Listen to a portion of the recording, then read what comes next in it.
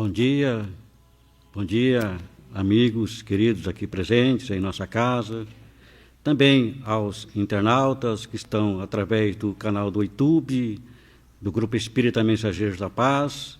Nosso muito obrigado por estar conosco mais uma vez, participando para assistirmos o Evangelho em nossa casa do Grupo Espírita Mensageiros da Paz. Muito bem, para nós iniciarmos a nossa reunião deste domingo do Evangelho, nós pediremos à nossa irmã Ana Clara, que ela é do Grupo Espírita, aliás, da Mocidade Espírita Humberto de Campos, que acontece aos sábados, aqui às 5 horas da tarde, e a nossa irmã, então, vai ler para nós uma mensagem do livro. Seja bem-vinda, a nossa irmã Ana.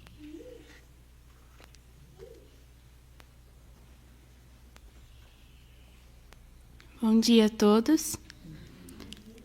A leitura de hoje é do livro Pão Nosso, pelo Espírito Emmanuel, através de Francisco Cândido Xavier. Capítulo 42. Sempre vivos. Considerando as convenções estabelecidas em nosso trato com os amigos encarnados, de quando em quando nos referimos à vida espiritual, utilizando a palavra morte, nessa ou naquela sentença de conversação usual. No entanto, é imprescindível entendê-la não por cessação, e sim por atividade transformadora da vida. Espiritualmente falando, apenas conhecemos um gênero temível de morte, a da consciência denegrida no mal, torturada de remorso ou paralítica nos despenhadeiros que marginam a estrada da insensatez e do crime. É chegada a época de reconhecermos que todos somos vivos na criação eterna.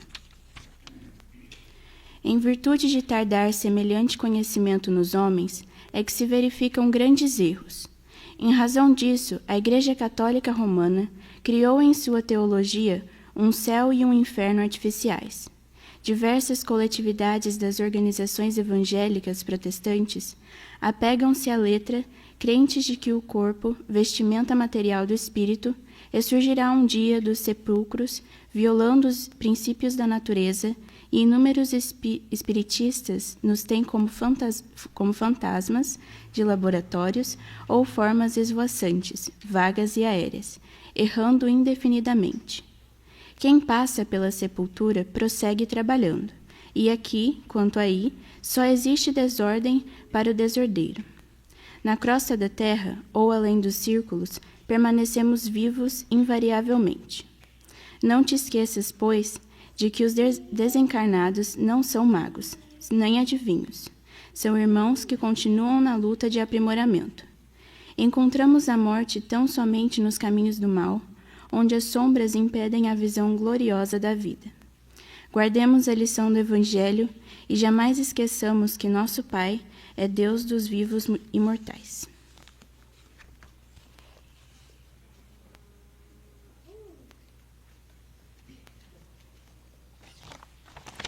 Obrigado, Ana, pela leitura. E convidamos a todos, então, para que, neste momento, vamos recordar, lembrar de Jesus, nosso amigo e irmão incondicional das nossas vidas. Querido amigo, recordando de suas palavras, que nem só do pão vive o homem, mas de toda palavra que sai da boca de Deus. Senhor, nos encontramos aqui reunidos nesta casa na condição de aprendizes para buscarmos o entendimento, a compreensão dos seus ensinamentos, que nos faz bem à nossa alma, aos nossos corações. Amigo Jesus, permita mais uma vez que os teus mensageiros, irmãos abnegados da tua seara, estejam conosco.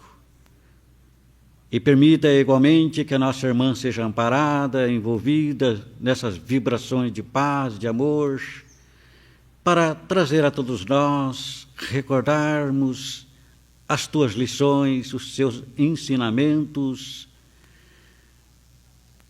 que nos faz entendermos quem somos nós, de onde viemos e qual a nossa finalidade aqui na Terra.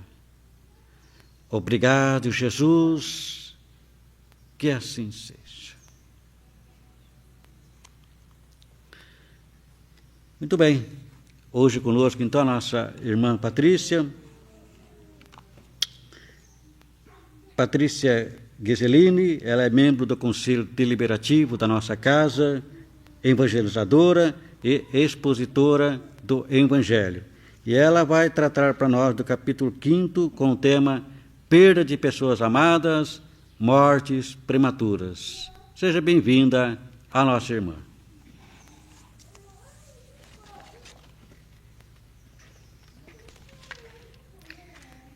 Obrigado, Carlinhos. Muito bom dia a todos, aos presentes, àqueles que nos acompanham através da internet. Então, vamos pedir que a paz do nosso Mestre Jesus possa estar a nos envolver a todos e que, através de suas bênçãos e da espiritualidade amiga, que possamos ser felizes e compreendidos em seus ensinamentos no dia de hoje. Como disse o Carlinho, a gente está estudando o capítulo 5, que tem como título Bem-aventurados os aflitos. E hoje a gente vai trabalhar o item 21, que é a perda de pessoas amadas e mortes prematuras. Então, esse capítulo ele é um dos mais longos do Evangelho segundo o Espiritismo, justamente porque existem tantos aflitos. Então, Kardec viu a necessidade de tantos itens. Mas antes de entrar propriamente dito nesse item, eu gostaria de fazer assim inicialmente uma rápida reflexão acerca da disposição dos capítulos. É claro que de uma maneira superficial e simples, mas só para a gente entender a sequência, porque esse capítulo 5 ele está logo no começo do Evangelho, mas não é à toa, tem uma razão de ser. E aí a gente vê, por exemplo, que Kardec, a espiritualidade superior, ela fez um grande esforço para mostrar para a gente, inicialmente, a harmonia entre a lei antiga, no que diz respeito ao conteúdo divino, que Moisés nos trouxe, ou seja, os 10 mandamentos, e as interpretações daquilo que se segue alinhado a esses 10 mandamentos, descartando, é claro, a lei civil de Moisés, ou seja, o alinhamento dos 10 mandamentos divinos, Jesus e a doutrina espírita. Nós vemos ainda que nos capítulos iniciais ele faz um esforço muito grande para mostrar para a gente que há muitas moradas na casa do meu Pai, pedindo para que a gente entenda e veja que a gente deve abrir o nosso horizonte, o nosso olhar, a nossa análise, para que a gente comece a analisar a vida, não somente desse aspecto da Terra, mas para que a gente consiga perceber e imaginar que a vida é algo muito mais amplo. Depois, então, vem o capítulo 4, que também existe um esforço muito grande para nos mostrar que a reencarnação é a chave do entendimento para o Evangelho do Cristo, que já estava presente nas lições do Mestre, lá naquela época, mas que, às vezes, não foi devidamente compreendida. E, se foram, tiveram algumas das suas traduções distorcidas. Então, é feito esse esforço por Kardec, pela espiritualidade, para mostrar para a gente que a reencarnação não é uma inovação da doutrina espírita. Muito pelo contrário, ela já é uma crença muito antiga e que talvez tenha ficado desconhecida. Mas Jesus, ele mencionou, ele não refutou, muito pelo contrário, ele nos deixou introduções a respeito disso. Então, quando a gente vê todo esse esforço que é necessário para que a gente parta desses pressupostos, para que a gente, então, compreenda que o Espiritismo ele vem como continuidade da revelação divina no mundo. É por isso dessa disposição tão bem feita por Kardec. Então, para que a gente entenda e compreenda que a reencarnação é uma verdade da natureza, é algo que é absolutamente real, presente na nossa existência. E aí, então, vem esse capítulo 5º, que tem esse efeito consolador. porque ele vem trazer para a gente o porquê e como é tratado o sofrimento. Porque todos nós sofremos. Tanto que ele é um dos capítulos mais longos do Evangelho segundo o Espiritismo. Então, com as luzes da doutrina espírita, ele vem nos explicar o porquê dos sofrimentos que nós vivemos aqui na Terra. Então, o Evangelho, ele nos consola, ele nos traz assim muitos exemplos de como sofrer com resignação, com entendimento, com compreensão. Então, é nesse capítulo que a gente começa, então, a compreender, a entender, e, com isso, esse papel de consolador vai tomando conta das nossas vidas. Porque se a gente fizer uma análise assim apertada, a gente vai entender que todo o sofrimento que atinge a nossa vida tem uma origem em nós mesmos. Nos nossos atos, nas nossas atitudes, nos nossos pensamentos. Seja na nossa vida presente, seja na nossa vida passada. E aí, então, o Espiritismo vem trazer essa luz, essa claridade, essa luz no fim do túnel, explicando para a gente o porquê de alguns sofrimentos.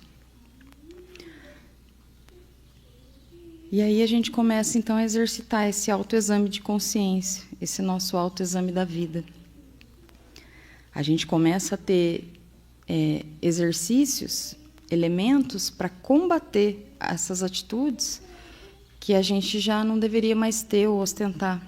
Então, é nesse capítulo que ele vai trazer essa chave dessa compreensão desse sofrimento para a gente. Porque a partir do momento em que a gente começa a entender o porquê do nosso sofrimento, a gente começa, por exemplo, a não acreditar mais em sorte e azar. Porque é muito comum a gente pensar assim, comigo nada dá certo, Deus acho que gosta mais do meu vizinho do que de mim, comigo tudo dá errado. Então, quando a gente começa a entender que tudo tem um porquê, esse tipo de sentimento, ele se afasta, esses pensamentos eles se afastam de nós.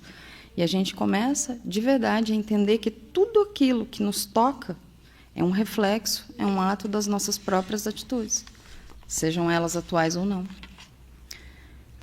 E aquilo que vai, então, nos acontecer no futuro é esse reflexo daquilo que a gente tem feito no presente. Porque se eu sofro hoje, pelo que eu fiz ontem, lá atrás, eu vou sofrer talvez amanhã por aquilo que eu estou fazendo agora. Porque a justiça divina, ela é infalível, ela é justa. A gente pode imaginar assim, por exemplo, alguém pode não gostar da gente. Ao longo da nossa vida, algumas pessoas podem simplesmente não gostar da gente, podem nos desejar mal. Talvez a gente não vai conseguir evitar isso. Mas será que o simples fato dessa pessoa que me deseja mal vai trazer o mal para mim? Não, não vai trazer. Talvez esse mal realmente aconteça, mas como consequência daquilo que eu fiz, não pelo simples pensamento de quem dedica aquele mau pensamento para mim. Então, tudo vai acontecer se eu tiver feito por onde. Então, eu tenho que policiar as minhas ações de hoje para que eu não sofra um mal pior amanhã. Então, esse capítulo ele vem explicar tudo isso para a gente. E é por isso que ele é tão consolador. Principalmente no ponto em que ele explica que essas causas anteriores dessas aflições vão nos mostrar que é tudo plantio do nosso passado. E aí, baseado nisso, é que a gente vai começar a compreender um pouco esse estudo de hoje. E ele começa no item 1 assim: Bem-aventurados os que choram, pois serão consolados. Bem-aventurados os que têm fome e sede de justiça, pois serão saciados. Bem-aventurados os que sofrem perseguição por amor à justiça, porque é deles o reino dos céus. Essas são palavras de Jesus que foram anotadas em Mateus 5, 6 e 10. As compensações que Jesus promete aos aflitos da terra somente podem se realizar na vida futura. Sem a certeza do futuro, esses ensinamentos morais seriam um contrassenso, ou bem mais do que isso, seriam uma enganação. Mas então surge uma pergunta: por que uns sofrem mais do que os outros? Por que uns nascem na miséria e outros na riqueza, sem nada ter feito para justificar essa posição? Por que uns para uns tudo dá certo e para outros parece que simplesmente nada acontece. Porque uns vivem até os 100 anos e outros morrem na tenra idade. A fé no futuro, ela pode consolar, ela pode proporcionar paciência, mas ela não vai explicar essas desigualdades que, de repente, parecem até desmentir a justiça de Deus. Entretanto, desde que se admita a existência de Deus, a gente só pode conceber Ele em suas perfeições infinitas. Se Ele deve ser todo-poderoso, todo justiça, todo bondade, sem o que não, Ele não seria Deus.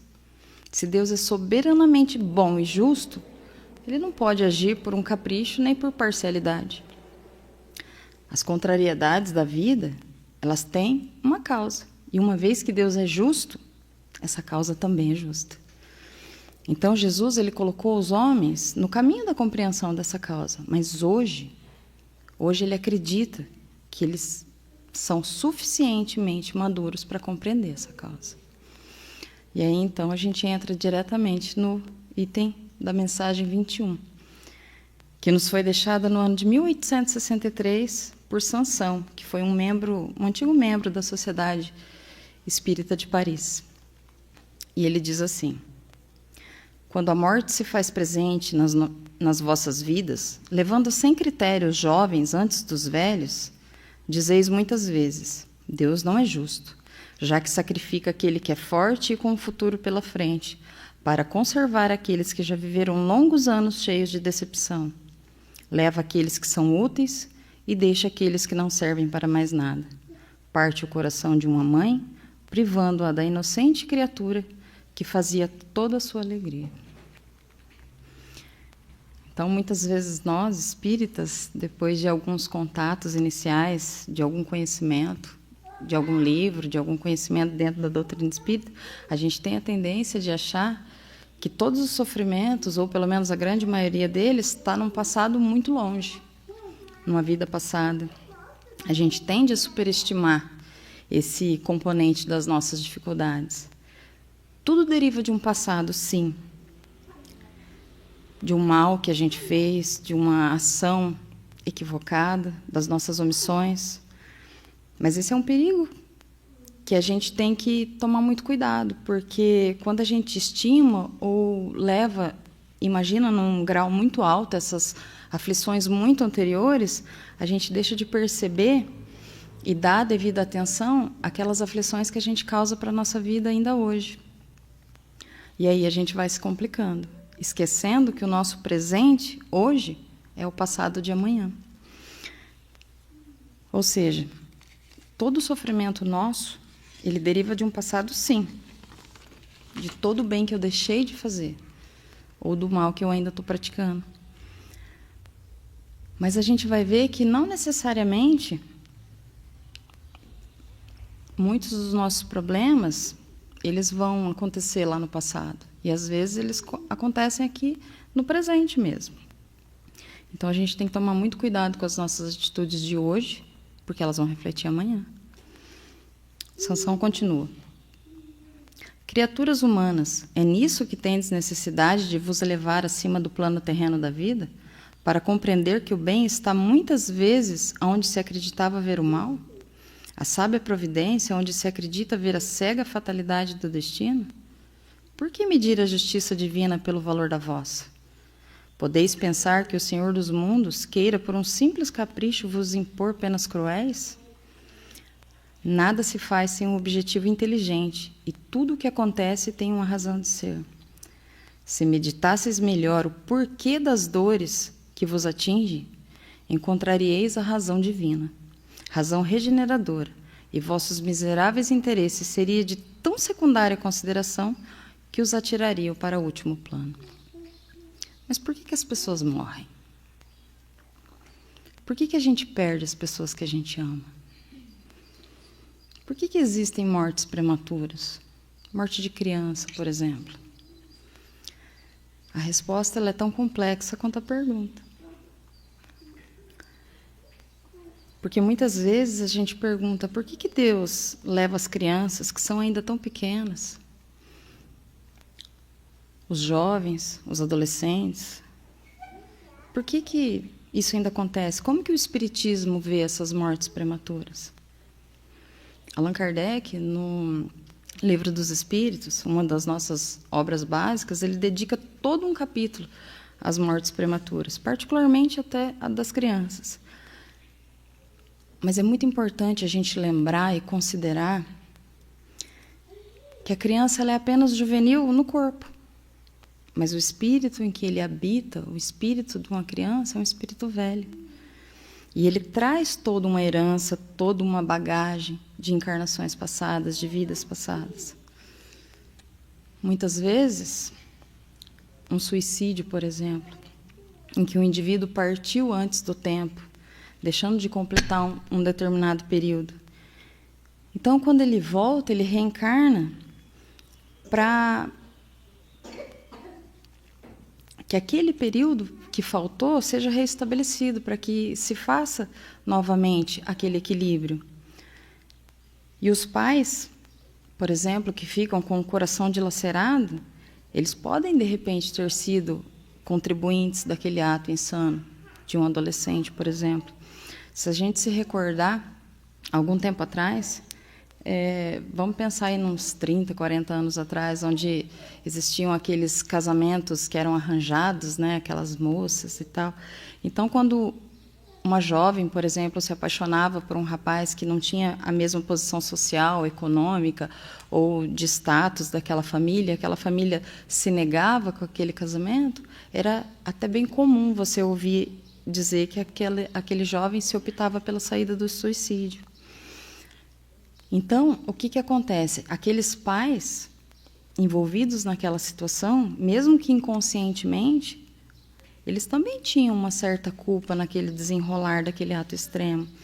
Então, quando aqueles espíritos retornam à vida para restabelecer aquele equilíbrio, com aquele tempo que está faltando, seja ele grande ou pouco, de muitos anos ou poucos anos, quando aqueles pais recebem aqueles filhos que vão viver pouco tempo, eles experimentam aquela grande dor da saudade. Mas a gente tem que pensar pelo lado espiritual, porque é muito relativo. Porque se a gente considerar que o reencontro no além será de natureza imortal, então ele vai ser muito compensador, ele vai ser muito consolador.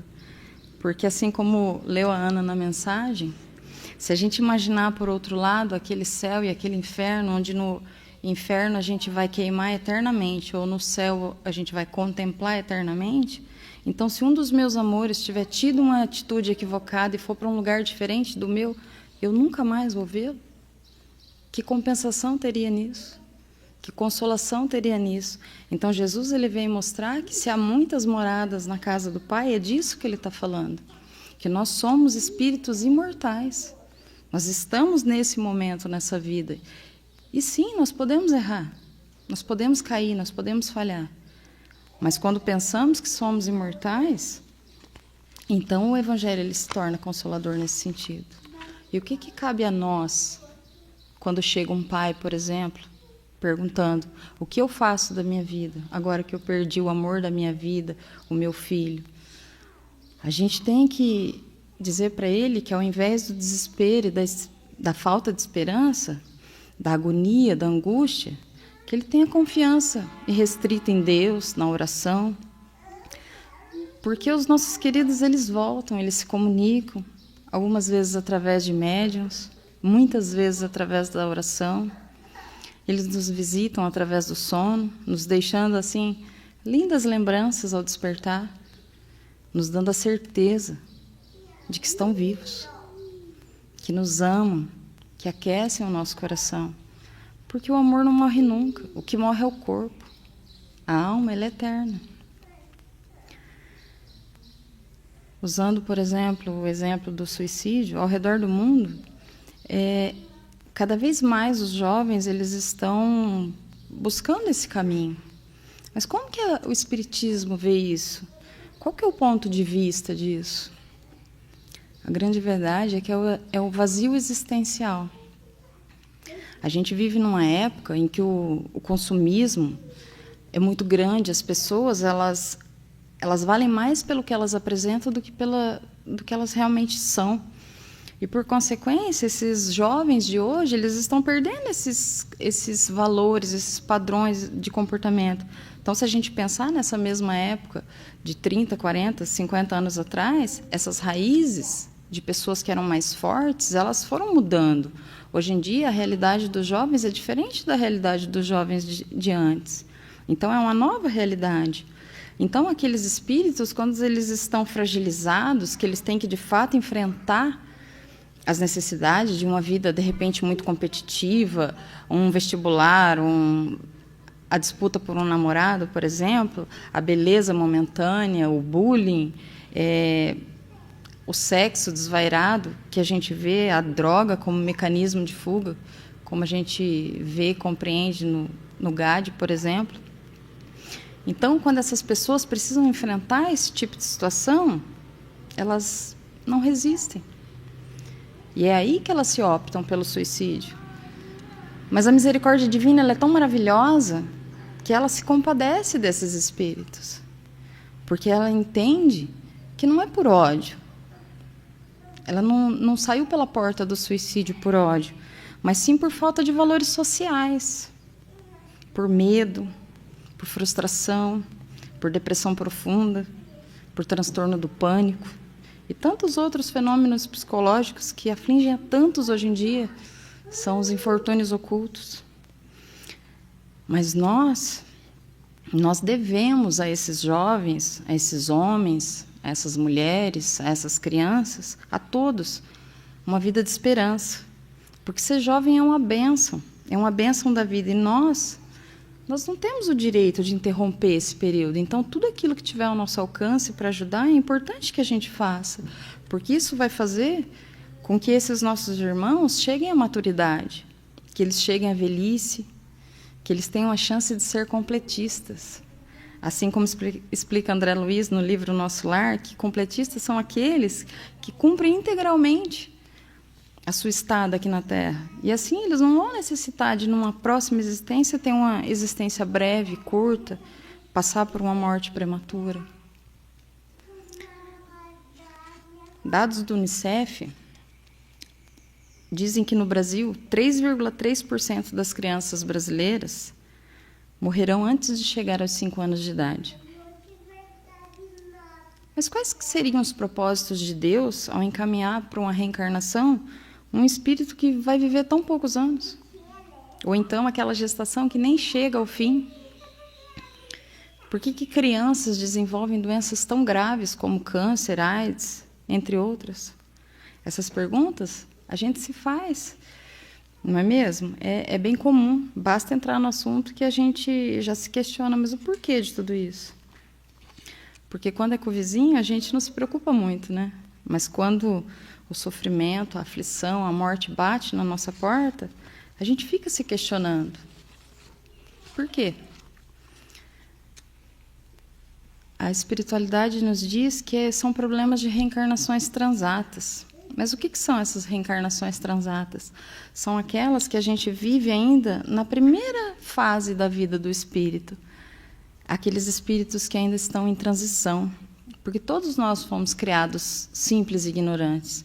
E ao longo das nossas existências nós vamos evoluindo. Então, a maioria desses erros, eles acontecem nas primeiras fases do espírito. Então, nessa fase primária do desenvolvimento. Então, é nessa grande área de transição. Então, quando eles vêm, eles têm a chance de resgatar aqueles débitos dos erros das primeiras vidas, passando, de repente, por doenças degenerativas, por dificuldades socioambientais, socioeconômicas, que a gente vê tanto ainda, tanta injustiça no nosso planeta, né? Quando a gente se voltar verdadeiramente para a fraternidade, talvez tudo isso já diminua muito. Mas mesmo desencarnando jovem, criança, recém-nascido, aqueles que, de repente, a gestação nem se completou, todos eles estão exercendo um papel fundamental no próprio progresso. Porque essa dor que a eles caracteriza, que aos pais martiriza, ela se transforma num lenitivo, porque ela é para a nossa evolução. Já dizia Jesus, bem-aventurados os que são aflitos. A dor não é apenas um ato punitivo. A dor ela é bendita. Não é assim que dizem para nós? Porque é através dela que nós conseguimos despertar para reflexões muito mais profundas. Porque a vida terrena ela é muito cheia de imagens, é tudo muito rápido, é tudo fugaz. A gente não tem tempo para parar, para pensar, para reflexionar.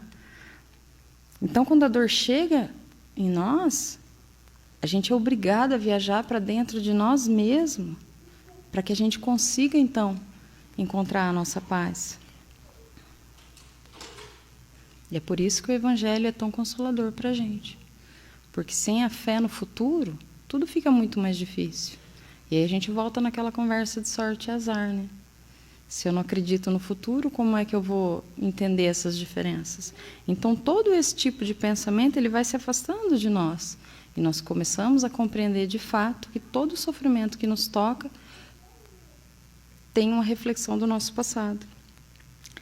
E a gente tem que lembrar sempre que nós devemos agir e pensar como seres imortais que de fato nós somos. E Sansão ele continua na mensagem. Acreditar em mim. A morte é preferível, mesmo numa encarnação de 20 anos, a essas desordens vergonhosas que desolam famílias honradas, cortam os corações de uma mãe e fazem branquear os cabelos dos pais antes do tempo. A morte prematura é muitas vezes um grande benefício que Deus dá àquele que se vai e que se encontra assim então poupado das misérias da vida ou das seduções que poderiam arrastá-la à sua perdição. Aquele que morre na flor da idade não é vítima da fatalidade. É que Deus julga que não lhe é mais útil passar mais tempo na terra. Imaginemos assim. Quando que esse tipo de situação acontece? Vamos imaginar um homem que por muitos anos ele viveu a drogadição. Por muitos anos ele viveu aquele mundo das drogas, em que ele tinha atitudes equivocadas. Só que num determinado momento, a consciência dele despertou. Ele procurou um grupo feito GAD, que é um grupo de amparo, acolhimento e autodesenvolvimento. Ele entendeu que aquilo não era mais bom para a vida dele e ele sai desse mundo das drogas. Ele se melhora tanto a ponto de servir como exemplo para sua própria família. Ele se envolve com igreja, ele se torna, de repente, um pastor, ele se torna uma pessoa de bem. E durante muitos anos, ele está completamente limpo. Só que aí, pelos mais variados motivos, esse mesmo homem ele tem que passar por situações muito difíceis, muito desafiadoras, e então, naquele momento, ele cai. Ele se sente fraco. E ele volta, por exemplo, a procurar aquele mundo das drogas. A espiritualidade e a justiça divina entende que ele já tinha evoluído tanto, que ele já tinha se melhorado tanto, que ele não merece mais passar por aquilo. Então, naquele momento em que ele vai procurar a droga novamente, de repente ele sofre um acidente, ele bate o carro, ou ele simplesmente é morto de alguma forma. E ele sai da vida num momento menor do que ele deveria ter vivido. Então, ele não é uma vítima da fatalidade. É que Deus julgou que para ele não era mais útil viver na Terra. Por quê? Porque se ele continuasse ali, ele ia cair nas drogas novamente, ele ia se complicar novamente, e então ele sai da vida com um tempo menor do que aquele que estava programado. Então, a espiritualidade divina ela é maravilhosa, ela nos ajuda até quando a gente acha que não está sendo ajudado. Sansão continua. É uma terrível desgraça dizeis que uma vida tão cheia de esperanças seja cortada tão cedo. Mas de quais esperanças quereis falar? Das da terra, onde aquele que foi teria brilhado ou trilhado o seu caminho e feito fortuna? Sempre essa visão estreita que não consegue se elevar acima da matéria. Acaso sabeis qual teria sido o destino dessa vida tão cheia de esperança, segundo pensais? Quem vos garante que ela não poderia ter sido cheia de amarguras? Acaso considerais nulas as esperanças da vida, preferindo a vida passageira que arrastais na terra? Pensais então que não vale ter mais vale ter uma posição entre os homens do que entre os espíritos bem-aventurados? E aí nós vamos no Livro dos Espíritos, onde existe um capítulo inteiro falando sobre a perda dos entes queridos, e na questão 934 ele vai dizer assim: a perda dos entes que nos são caros não constitui para nós legítima causa de dor, independente da nossa vontade? E ele vai dizer assim: essa causa de dor atinge a todos, assim como o rico e como o pobre. É uma prova ou uma expiação. Ou seja, é lei para todos. Ou seja, nós estamos num mundo de provas e expiações. Nós não estamos aqui a passeio. Todos nós, em algum momento da nossa vida, vamos passar por uma prova ou por uma expiação. Então, a dor ela vai atingir a todos, independente do momento em que aquela pessoa vive. E Sansão finaliza: alegrai-vos ao invés de vos lamentar, quando Deus quiser retirar um de seus filhos do vale das misérias. Não há egoísmo em desejar que ele permaneça aí para sofrer convosco? Essa dor compreende-se entre aqueles que não têm fé e que veem na morte uma separação eterna. Porém, vós espíritas sabeis que a alma vive melhor livre do seu envoltório corporal.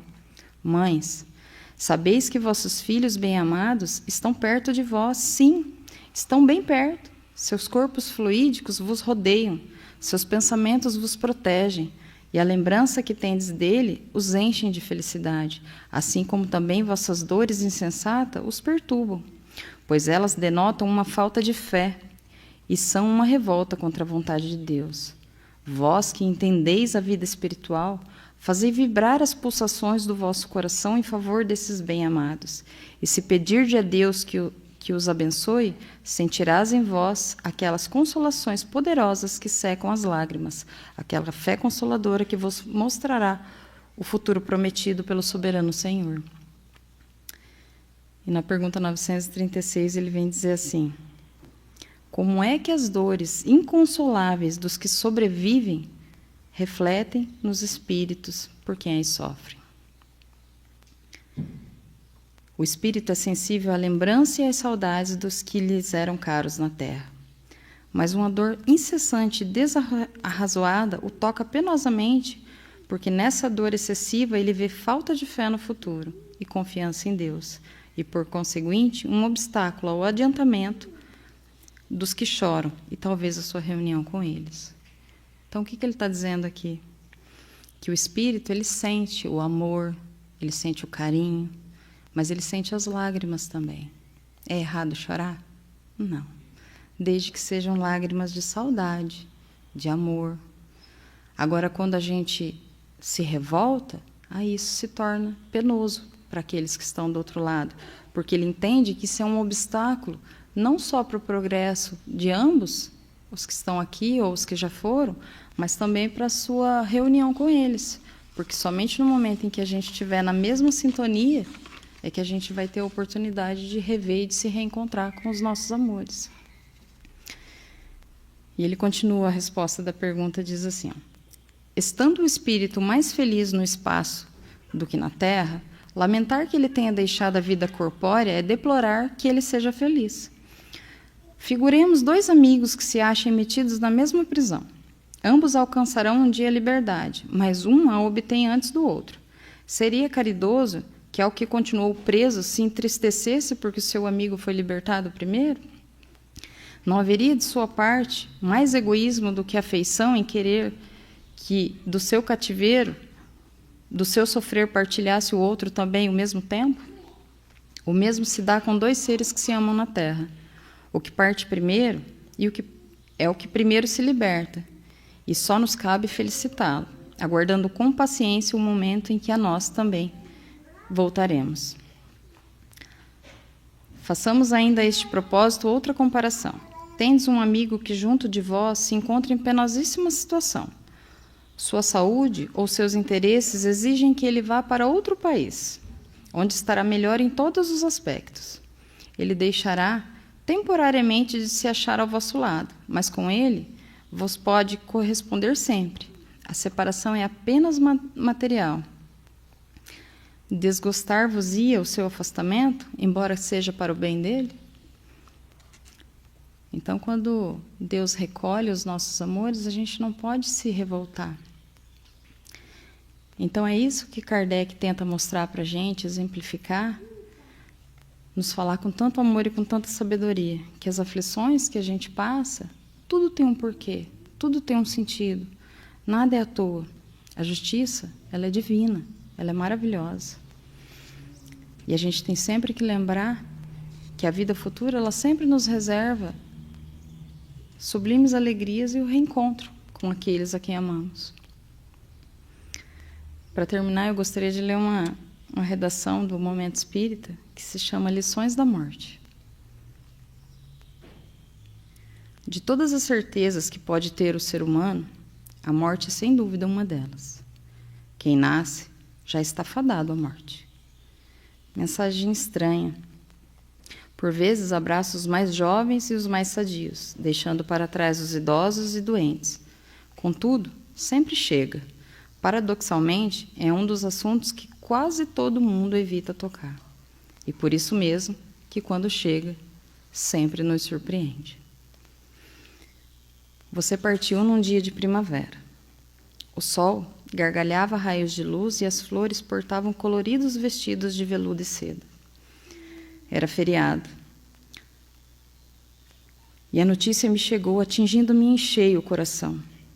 Senti como se um punhal cravasse em meu peito e dilacerasse o meu órgão cardíaco. Por alguns instantes, sequer consegui algo balbuciar. O impacto da morte súbita, o acidente brutal. Eram tantas informações chegando aos atropelos que meu cérebro parecia desejar concatenar ideias, sem conseguir de imediato. Na sequência, foram tantas providências, tantas eram para ser diligenciadas. Esteio dos familiares. Fiz-me fortaleza moral enquanto ansiava por derramar lágrimas, chorar copiosamente. Apenas isso. Sim, eu sabia da vida que não morre, da imortalidade do espírito, da vida do mais além. Contudo, a rapidez com que tudo aconteceu me surpreendeu. Em verdade, é assim. Nunca aguardamos que a morte nos venha bater à porta. E, no entanto, nada há de mais preciso que isso. Receber os amigos, os parentes, os colegas de trabalho, providenciar flores, o sepultamento, tudo foi me tomando as horas. Mas então parei. E quando parei, eu ouvi a passarada orquestrando uma sinfonia. Indaguei-me como poderia haver tanta alegria lá fora se meu coração estava tão triste. Cheguei à janela e observei o quadro de tantos outros dias. O jardim exalava perfumes. O vento bailava entre a ramagem dos arbustos e a passarada brincava. Um beija-flor em seu espetacular voo visitou uma e outra flor. Pareceu pairar no ar, como que em êxtase. Sim, eu sofria. Mas Deus continuava a derramar as suas bênçãos pela terra. Pensei em quantos como eu sofriam a perda física de um amor. Pensei em tantos que, entre risos e emoções, recebiam agora um novo ser entre seus braços. Vida, morte, renascimento. E então aprendi a primeira lição da morte. A orquestra da vida não para de tocar porque um músico se vai. O concerto prossegue. E prossegue porque a vida se renova incessantemente. Enquanto penso, escrevo e falo, quantas transformações ocorrem em mim. Células morrem, são repostas. E eu continuo a trabalhar, a agir e a amar. Segunda lição da morte. O amor não morre quando o amado transpõe o portal da morte. O amor é imortal e acompanha o meu amado em peregrinação pela espiritualidade. Então orei. Orei por mim, pelos que ficaram abraçados à pauta da saudade comigo. Porque você agora alçava voos para espaços mais amplos. E aprendi a terceira lição.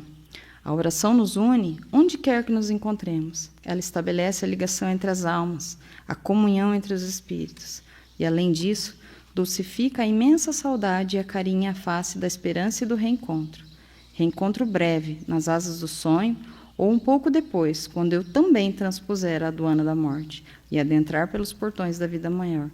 Por isso te digo, até breve, meu amor. Por tudo isso, é bom considerar que a existência ela é muito efêmera. Hoje estamos aqui. Amanhã podemos não nos encontrar mais deste lado da vida. O ser amado que se despede para o trabalho diário pode não retornar. A criança que corre pela rua rumo à escola pode não voltar para casa. Como a irmã daquele menino, de apenas 10 anos, ele entrou em casa, chamou pela mãe. Ela estava no quarto, sentada, quieta.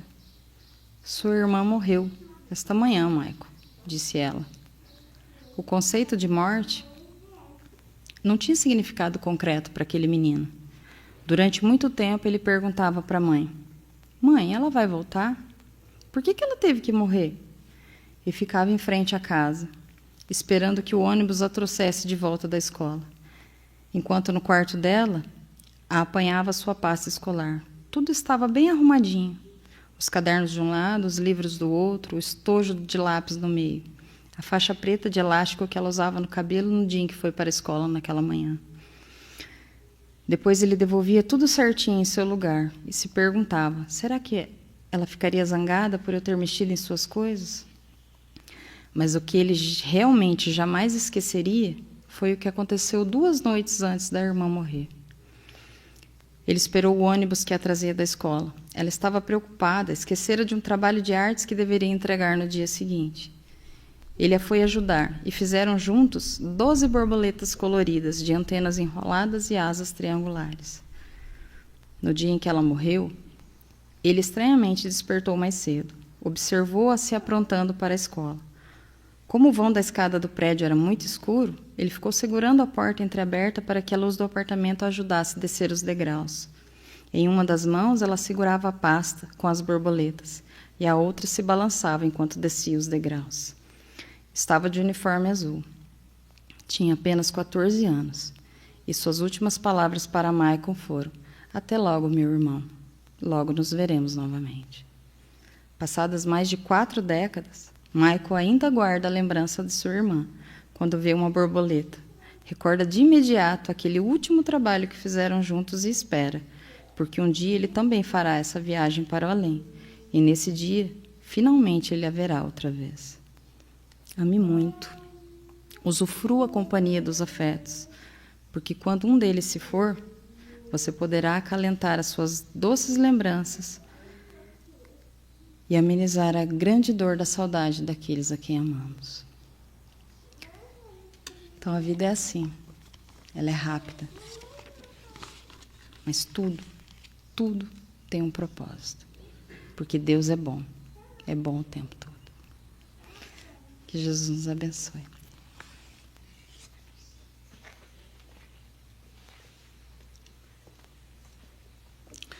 Obrigado, Patrícia.